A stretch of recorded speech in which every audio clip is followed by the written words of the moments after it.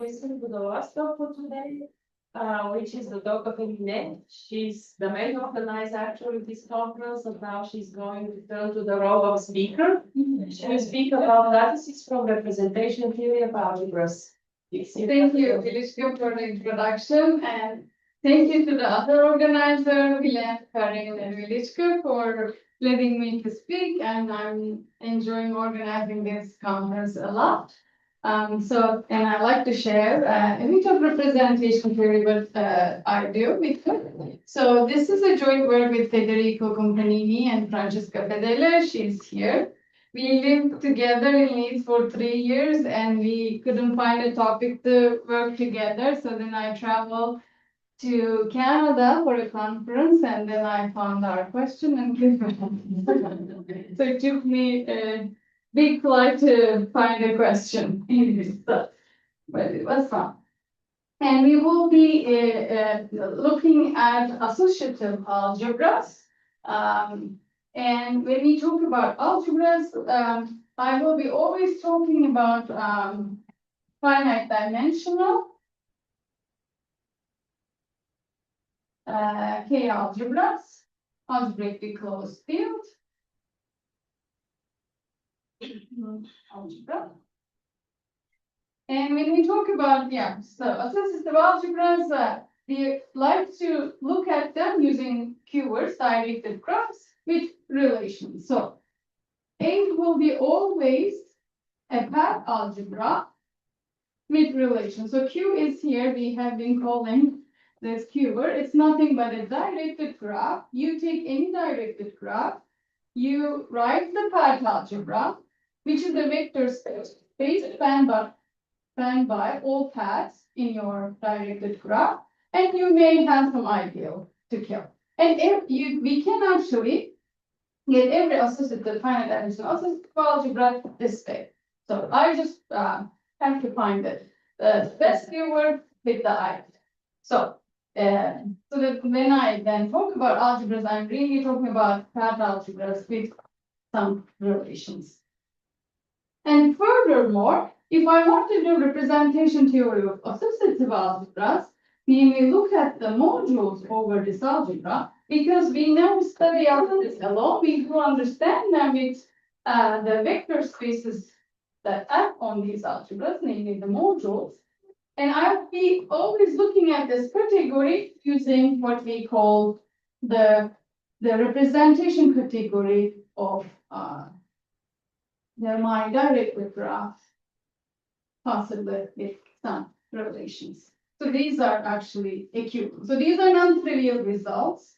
Of course, that every algebra I can find KQ mod I for, and then the module category can be realized as the representations over my directed graph.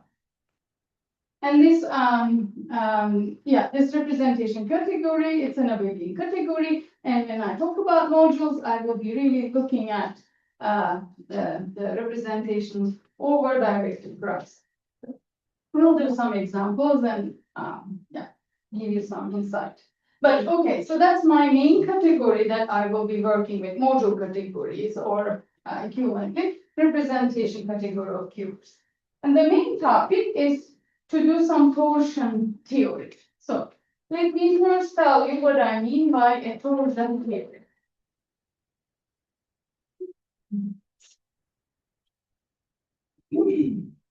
So sometimes they're called torsion pairs. So what you do, so we have an Abelian category. We take two subcategories, T and F, a pair.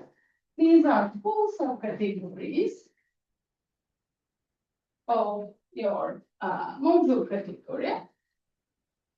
It could be any Abelian category, but I will focus on mod A with the following properties. So the first property you want that they don't talk to each other. There is no home between an object from T to an object from F.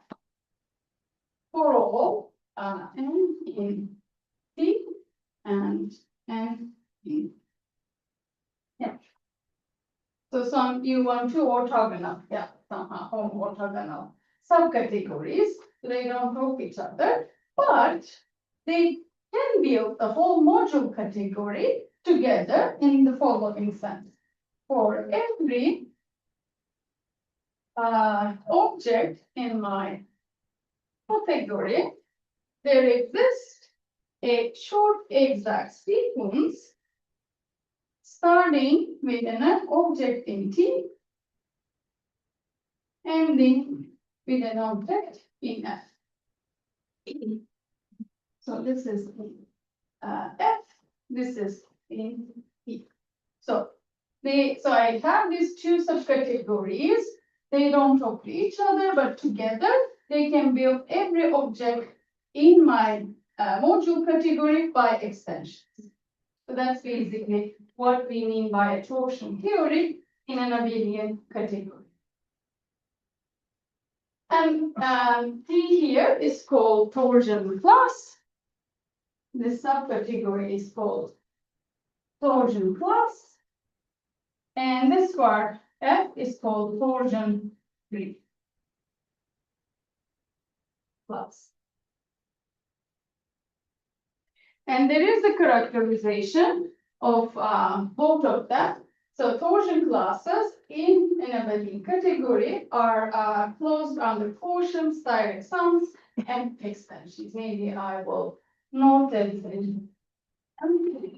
So note a torsion class of a pair P and F is a subcategory closed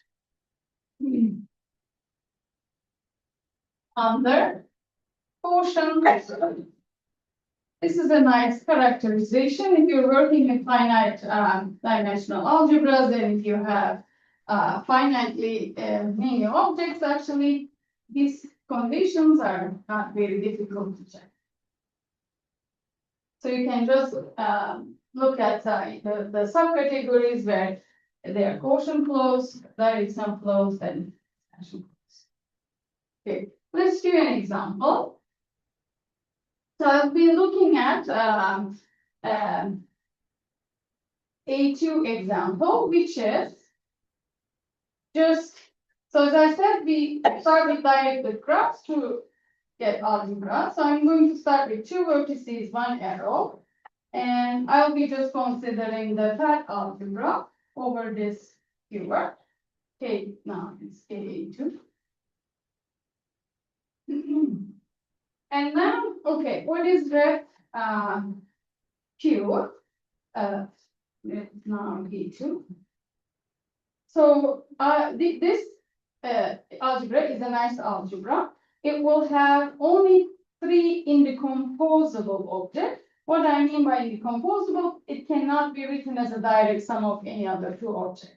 So actually, the representation category here can be obtained by just taking direct sum of these three objects that I'm going to list. So let me give them a name following 1, 2. So the first object is you have a vector space supported, one-dimensional vector supported over 2. So I'll just denote it by 2, the vertex 2. So this is nothing but I put one-dimensional vector space at 2 and then 0 here. So this is an indecomposable representation over this keyword, which will correspond to a module for KQ. And then it has a indecomposable where I put one-dimensional vector spaces at each vertices and identity map. So K, and identity. So this is, I will denote it by 1, 2. If I'm using a vertex, I just write the names starting from the source. And then finally, I have one more, which is, I can do 0 here and one-dimensional vector space here. And if you take any random representation, which is just putting vector spaces here, linear maps between them, you can break that representation as a direct sum of these three objects. And this is, you can see it in this simple example by looking at this linear map. It has a kernel, it has a co-kernel, and then the core part. So you basically get this three decomposed. So these are my indecomposable object in the representation category, and of course they have mass between them. So this is the category. I have objects and maps, homomorphism. So the homomorphisms, here you can see it's really embedding these vector spaces and having this commutative diagram. So looking at this one, how there is a map here, which is an injection. You send this one here, 0 to here, so it embeds. There is a map, and this surges into this indecomposable. This is based, so what I did, I draw a skeleton of the representation category of this paired algebra. So you can do it for any paired algebraic relation. So these are called Auslander-Rayton cubers. So if you take this skeleton of the representation category, listed in the composable and irreducible maps between them, these description is given by Auslander-Rayton. So okay, so here I have a simple category. I have three objects, and I want to do torsion here. I want to look at subcategories which are closed under quotient, direct sums, and extension. So here I redraw this. The representation category, and I'm just going to highlight some of them, all of them actually in this case, because there are finite limits. So I can just take nothing, so nothing satisfies everything. So, and then if I take this object, which is the simple at 2 or 1, so simple at 1. I forgot to write 1 there, but I can take this one. This is closed under quotient and extension. This is by alone. This object is a torsion class. I can take these two together. This is again closed under quotients and extensions. Here I could take this simple object, since it's single, it satisfies all this, and or I can take everything. So these are 5 different torsion classes in A2. So we exactly have 5 of them. And the nice thing about this subcategories, they have an order, and it's simple by inclusion. If you can include one torsion class into another, you put NH and form a poset. So empty goes into simple goes in, the simple embeds or included here. So these two are included here. So I actually draw a poset for you, a partially ordered set. Actually, this is a lattice because it has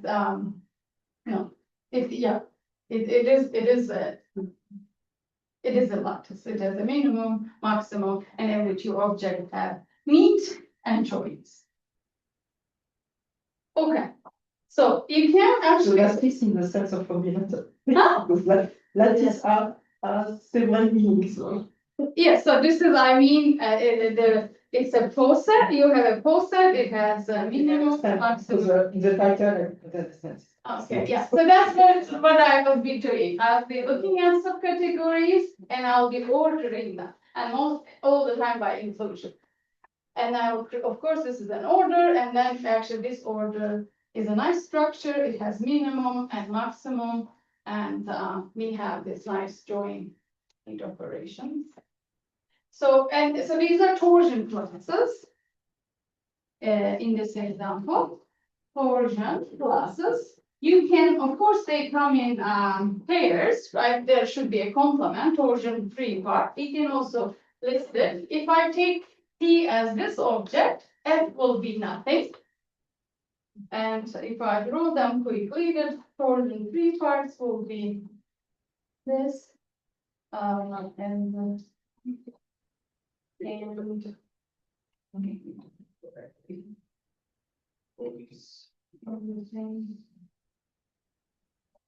Okay, yes, and these are the torsion-free classes.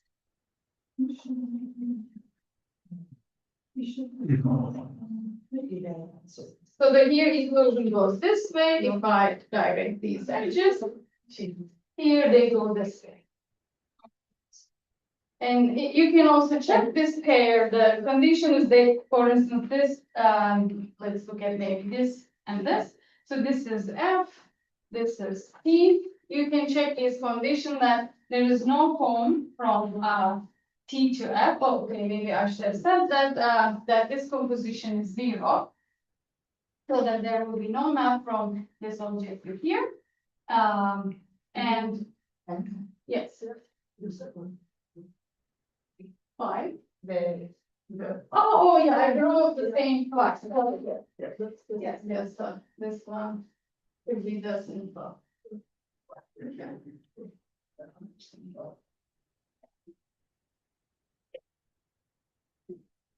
Yes, so yes, and yeah, you can compare the definition and then actually then for every object, so which is this one in this case, I can just build this short exact sequence starting here, the object and the focus. So it's a very simple example, but it gives you a sense how we look at these things. So we draw these famous Hasan-Wrighton Q-words and we try to find these nice subclasses. Actually, and in this nice set of algebras, if you, for instance, are interested in type A stuff, if you try A3 and you realize there are, a 5, 12, 14, sorry, 14. A4 should be 42. And then you realize, okay, these numbers are not random. Actually, these are Catalan numbers. So the number of torsion classes in type A algebras is linearly oriented like that. If I just do this, if I count this for every n, and at least these numbers, they are famous Catalan numbers. These torsion classes are counted by these. And I'd like to note that so that then actually these lattice structure is super nice. They are called Tomari lattices. And they have been studied way before. I mean, the people who studied Tomari lattices didn't know anything about representation theory, but when we start putting these order structures and subcategories, getting these beautiful numbers, then realizing this nice combinatoric, then it opens up a beautiful connection between representation theory and combinatoric. So at the moment, many of the representation theorists of representation theory of Q-words, people talk to a lot of combinatorialists, and I'm one of them. So the Tomari lattices can be realized as the lattice of torsion classes of we call this AN. And if you do more general, if you're familiar with this type A, type B, type D, type E stuff, more general keywords, you've Cambrian lattices more generally. If you take thinking keywords, they give rise to Cambrian lattices.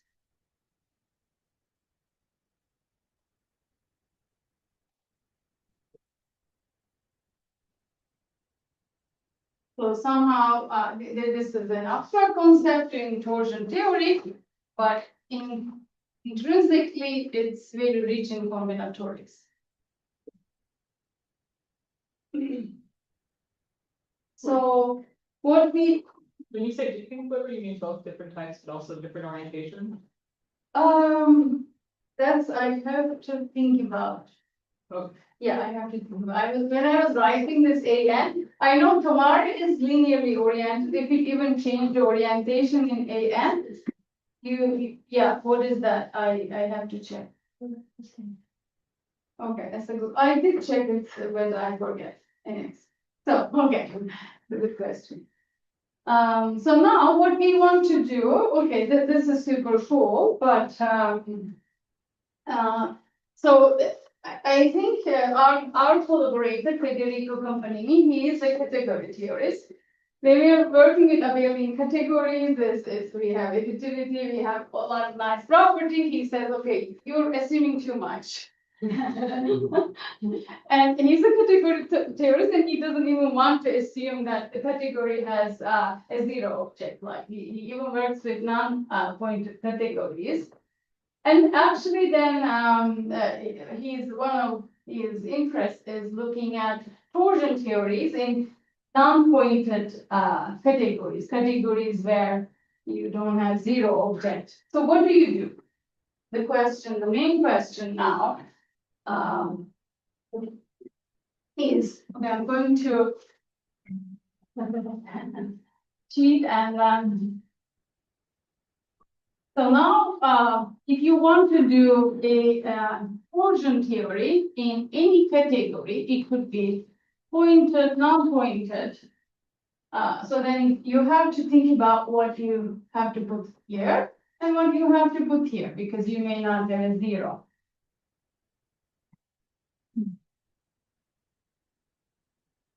And of course, for the exact sequence, that notion also changes.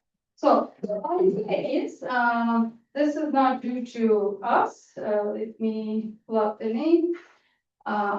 This goes back to first Akini,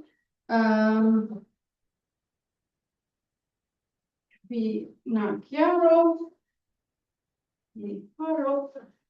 and then two of them together with Graham. So there is this series of papers, they do torsion theory in non-pointed categories. So what they do, they replace the zero objects. Zero objects are replaced by so-called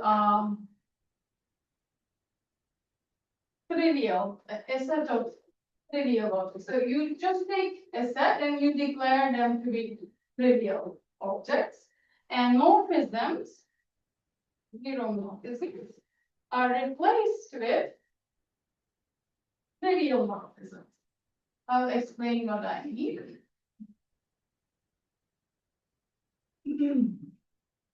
So the morphism. So let's say we kind of pull up a set Z as the set of trivial objects. A morphism F in your category, now very general, is that trivial if it factors through an object in Z. If it factors through an object of Z. So you declare a set to be zero, and if anybody talks to them, you send them to zero. So A. And then there's the notion of Z kernel and Z co-kernel. It may take time and can be technical to define, but yeah. So there is these two notions. So then this gives rise to Z short exact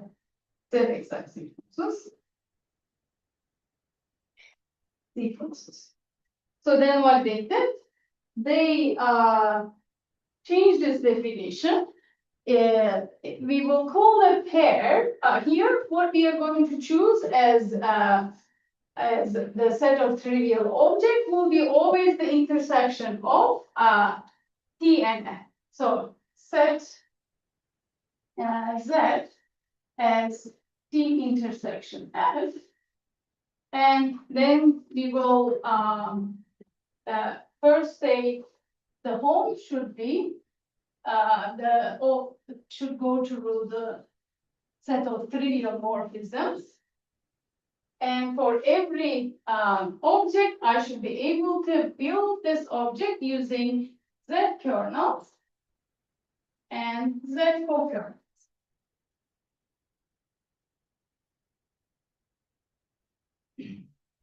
So now you reinvent zero.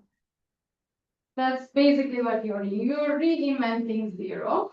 You say now my zero is some objects I chose. Okay, good. And then they call this Pareto theory. So this is now called Pareto theory, and T here will be Pareto class. And similarly, F will be Pareto free class. So of course, if your category is pointed, and if you choose that as zero, you will have the classical torsion theory. Okay, so why this can be interesting is the question that will come up. But so what we did, so yeah, we are representation theorists, and Federico was a category theorist. He didn't like counting. We liked counting. So, but we were two, he was one, so we forced it out. But we did okay. We said, of course, we still want to work with mode. What about counting Pareto theories in mode A? So the goal, our goal was understanding, of course, understanding Pareto theories, all possible Pareto theories in mode A. So I said reinventing zero because mode A already has a zero, but I want to actually consider different z's. So I will vary my choice of zero objects and then see the torsion theory, how it behaves and how many I have. And the number, for instance, for A2 is 17. Okay, are you disappointed?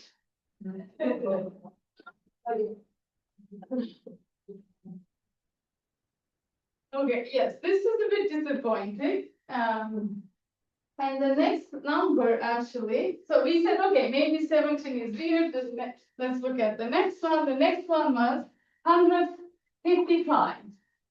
This is also, but then we put it in, I forgot the first one is 2 or 3 branches, 3.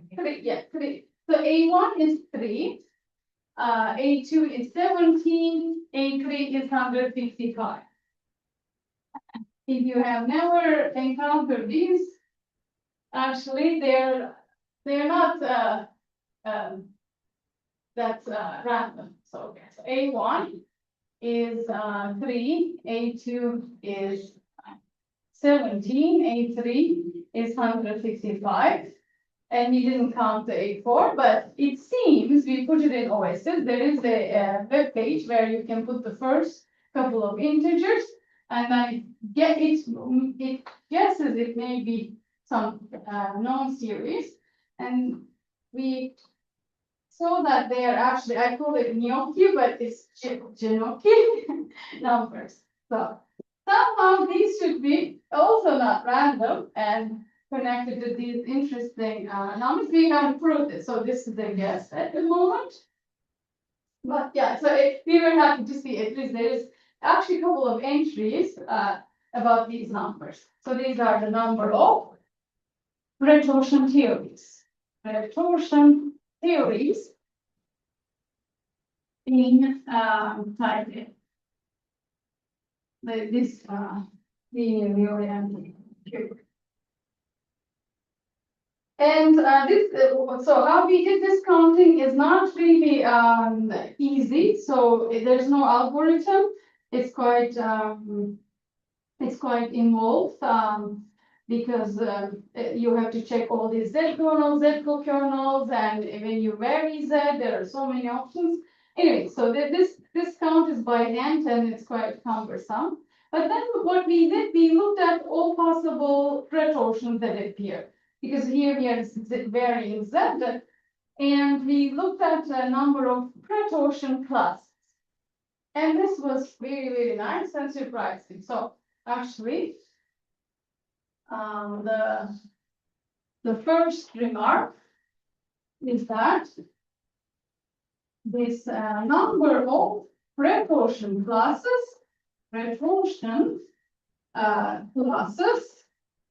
not just even in type A, in thinking cases, are is the same as the cardinality of the corresponding cluster.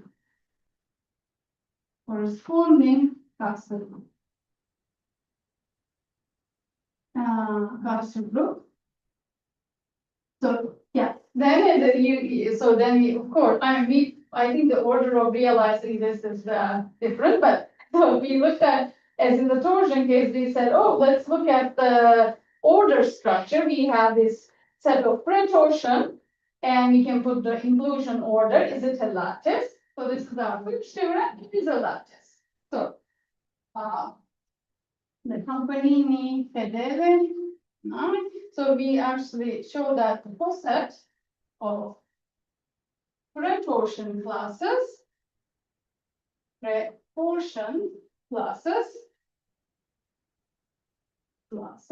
in, and this is very general, in mode A. So you can take any pure bit relations, any algebra, with finite dimensional algebra, the whole set of pretortion classes is a lattice. By inclusion order. And the meet operation, as in the torsion class, is the intersection, and join operation is a bit more involved. It's the gem of the union of these two subcategories. So what I mean by gem is the subcategory consisting of all portions of direct sums of copies of if I call this S.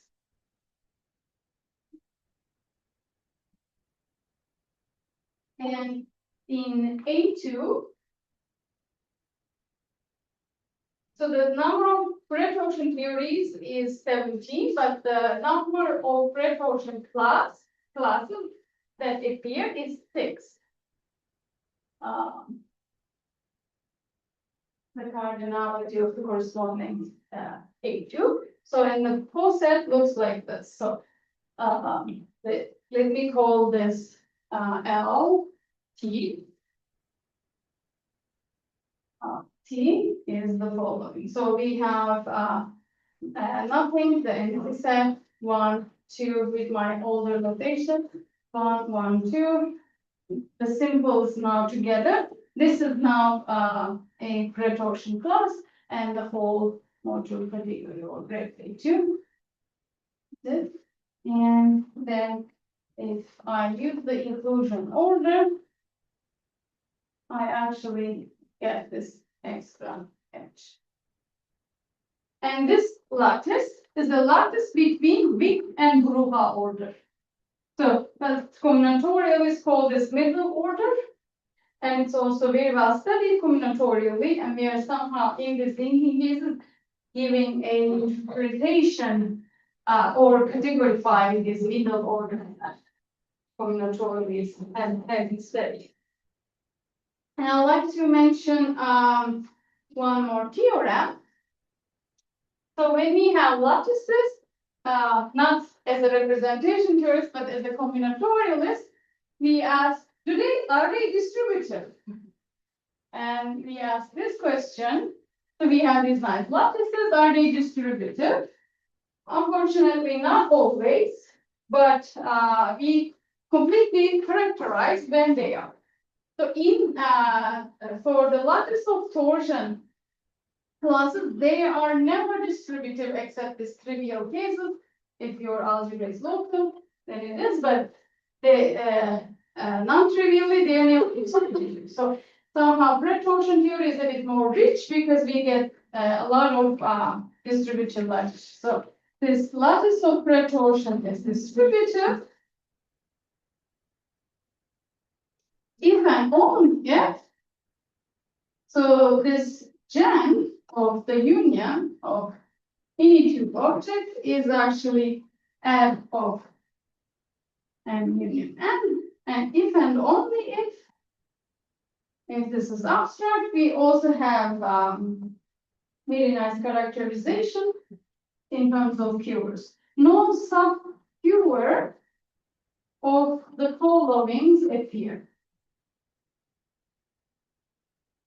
So A, so you should not have maybe I will do this one. You should not have two arrows ending at a vertex. So they may be coming from the same source, but if you see two things coming in, your you know that your lattice will not be distributive. B, if you have a vertex where three things are going out, then we show that the lattice of pretorsions are not distributive. And finally, if you have a configuration where one arrow comes in, two arrows goes out, and as I said, I mean, they can go anywhere. It's just a local configuration around a vertex, and with no relation. So type 3, no relation. Then your lattice is not distributive. So you still have nice lattices, but if your viewer has any of these, it won't be distributive. We further, of course, analyze these lattices more, the joint irreducibles, and try to understand a bit more. They are also all in our paper on archive, so it's available. Yeah. As I said, in linking cases, one of the striking things is that these lattices appear between two famous orders, Wick and Boha orders on customers. Oh, thank you. Thank you.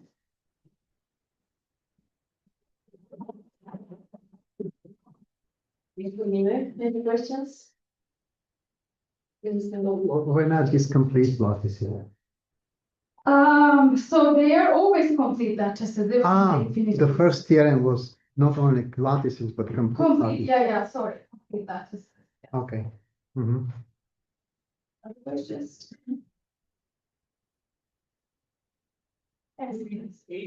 Like, I know for distributive lattices, there's these like forbidden subconcepts, is that where these ABC come from? So, Like a lattice is also infinite, is distributed, if only if it avoids a couple like forbidden subconcepts, is Yeah. that where ABC, is that where ABC?